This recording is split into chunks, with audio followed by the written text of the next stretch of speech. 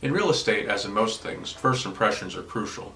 It only takes a few seconds for a buyer to develop an opinion about a property that's going to be very difficult to overcome. So when your house goes on the market, what's the first impression of your house going to be for that potential buyer? You can find out by putting yourself in the buyer's shoes.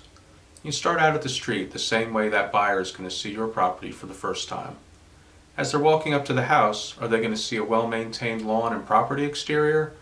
Or are they going to see beds that need work and maybe siding that needs to be power washed?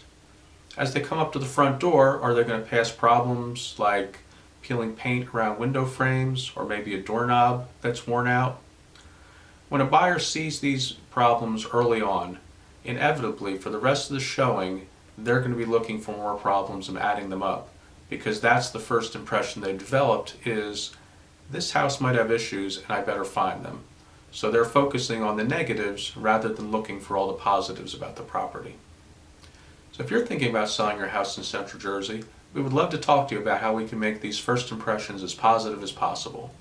So visit us at www.joannandbob.com and contact us today. Thank you.